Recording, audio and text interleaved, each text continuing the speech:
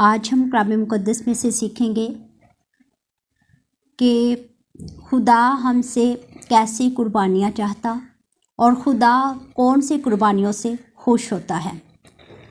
Bible مقدس میں سے آج ہم دیکھیں گے عبرانیوں کا خط، اس کے 13 باب اور اس کی 13 آیت سے لے کر ہم 16 آیات تک کلام مقدس کا مطالعہ کریں گے۔ اور کلام مقدس میں لکھا ہے، پس آؤ اس کی ذلت کو اپنے اوپر لیے ہوئے خیمہ گاہ سے باہر اس کے پاس چلیں، کیونکہ یہاں ہمارا کوئی قائم رہنے والا شہر نہیں، بلکہ ہم آنے والے شہر کی تلاش میں ہیں۔ پس ہم اس کے وسیلہ سے حمد کی قربانی یعنی ان ہونٹوں کا پھل جو اس کے نام کا اقرار کرتے ہیں، خدا کے لیے ہر وقت چڑھایا کریں، اور بھلائی اور سخاوت کرنا نہ بھولو، اس لیے کہ خدا ایسی قربانیوں سے خوش ہوتا ہے۔ کلام خدا کے پڑھے، سنیں اور قبول کیے جانے پر خداوند کی برکت ہو، آمین۔ آج ہم دیکھیں گے کہ عبرانیوں کے مصنف جو یسوع المسیح کے ہمارے لیے غائل ہونے، ہمارے لیے ذلت اٹھانے اور ہمارے لیے فدیہ دینے کی بات کرتے ہوئے آج ہمیں نصیحت، آج ہمیں سکھاتے ہوئے یہاں پر قلم بند کرتے ہیں کہ پس آؤ اس کی ذلت کو اپنے اوپر لیے ہوئے خیمہ گاہ سے باہر اس کے پاس چلیں، یعنی وہ ہمارے ان خیموں کی بات کرتے ہیں جن میں ہم مقید ہیں۔ اور وہ خیمے کیا ہیں؟ ہماری وہ تمام دنیاوی سوچیں، ہمارے تمام وہ دنیاوی خیالات جو ہمیں مسیح کی اور سے کھینچ کر دنیا کے کاموں میں ملوث کرتے اور دنیا کی رنگینیوں میں لے کر جاتے ہیں۔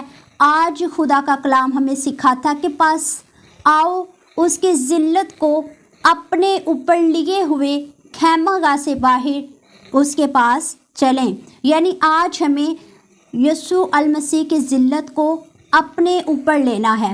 جیسے یسوع المسیح کو مصلوب کیا گیا، طرح طرح کے جو ہیں ان پر تانے کسے گئے، ان کو ستایا گیا، ان کو بے طرح سے درد دیا گیا، تو آج ہمیں اس درد کو فیل کرنا اور اس فدیہ کو، اس چھٹکارے کو جو خدا نے اپنے اکلوتے بیٹے کی صورت میں ہمارے لیے دیا، اس کی قدر کرنے کی ضرورت اور اس کے پاس جانے کی ضرورت ہے۔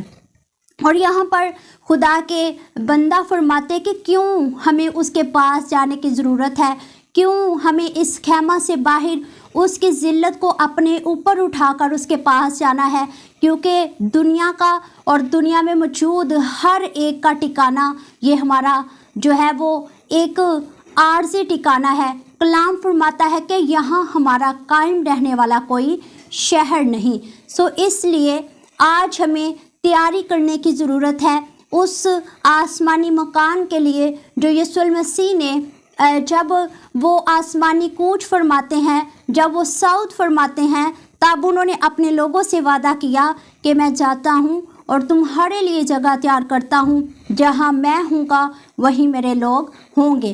تو آج ضروری ہے کہ ہم اس شہر کی تلاش میں جو ہمارے لیے ابدی مکان تیار کیے گئے ہیں، اس کی تیاری کے لیے اپنے آپ کو جو ہے تیار کرنا شروع کریں اور اپنے اندر سے تمام ان باتوں کو ترک کریں اور خدا کی حضوری میں خدا کے لیے اپنے آپ کو مسح سے چور کر کے خدا کے لیے اپنے آپ کو وقف کریں۔ اور یہاں پر لکھا ہے کہ پس کیونکہ ہمارا یہاں قائم رہنے والا شہر نہیں، بلکہ ہم آنے والے شہر کی تلاش میں ہیں۔ اور لکھا ہے کہ پس ہم اس کے وسیلہ سے حمد کی قربانیاں یعنی ہونٹوں کا پھل جو اس کے نام کا اقرار کرتے ہیں ہر وقت چڑھایا کریں، یعنی ہمیں اپنے جو لب ہیں، اپنے جو ہونٹ ہیں، اس سے خدا کی تعظیم ہر وقت کرنے کی ضرورت ہے۔ ایوری ٹائم ہمیں دعائیہ حالت میں اس کی ورشپ میں، اس کی ستائش میں، اس کی شکر گزاری میں رہنے کی ضرورت ہے۔ اور کلام فرماتا ہے کہ یہ ہونٹوں کا پھل جو ہم خدا کے حضور میں پیش کرتے ہیں یہ ہماری بہترین قربانی ہے۔ اور یہاں پر لکھا ہے اور بھلائی اور سخاوت کرنا نہ بھولو۔ ساتھ میں پہلے ہم نے خدا کی حمد کرنی ہے اور اس کے بعد ہم نے بھلائی کرنی ہے، دوسرے لوگوں کے ساتھ نیکی کا رویہ اختیار کرنا ہے، اچھا سلوک، نیک سلوک لوگوں کے ساتھ، اپنے ان بہن بھائیوں کے ساتھ جو خدا یسوع المسیح نے فرمایا کہ مسیح میں ہم سب بہن بھائی ہیں۔ ہم نے ایک دوسرے کے ساتھ نیکی کا رویہ رکھنا ہے، اور اس کے بعد لکھا ہے کہ سخاوت کرنا نہ بھولو، کیونکہ خدا ایسی قربانیوں سے خوش ہوتا ہے۔ جو خدا کو پسند قربانیاں ہیں، جن قربانیوں سے خدا خوش ہوتا ہے، وہ قربانیاں کیا ہیں کہ ہم اپنے خیمہ سے باہر نکل کر اپنی دنیاوی سوچوں سے آزاد ہو کر اس خدا کو اپنی زندگی میں اپنائیں، اور اس کے بعد نئے شہر کی تیاری میں، نئے شہر کی تلاش میں نکلیں اور خدا کے پاس جائیں۔ اور اس کے بعد ہم نے حمد کی قربانیاں، ہونٹوں کا پھل جو اس کے نام کا اقرار کرتے ہیں، ہر وقت اس کے حضور چڑھانا ہے۔ اور سب سے بعد میں ہم نے کیا کرنا ہے کہ بھلائی کرنی ہے اور سخاوت کرنی ہے۔ جب یہ ساری چیزیں ملیں گی تو میرے عزیزوں کلام فرماتا ہے کہ خدا ایسی قربانیوں سے خوش ہوتا ہے۔ تو کیوں نہ ہم اپنے آپ سے، اپنے بدن سے، اپنے لبوں سے اور اپنے نیک اعمال کی وجہ سے خدا کو خوش کریں۔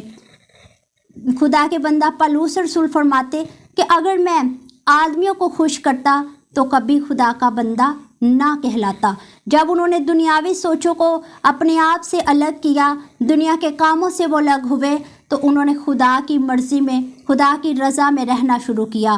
پھر وہ کہنے والے ہوئے کہ اگر میں آدمیوں کو خوش کرتا تو کبھی خدا کا بندہ نہ ہوتا۔ تو آج ضروری ہے کہ ہم خدا کو خوش کریں۔ جن قربانیوں سے خدا خوش ہوتا ہے وہ قربانیاں ہر وقت اس کے حضور میں چڑھایا کریں۔ اس کلام مقدس کے وسیلہ سے خدا مجھے اور آپ سب کو عمل کرنے کی توفیق عطا فرمائے۔ آمین۔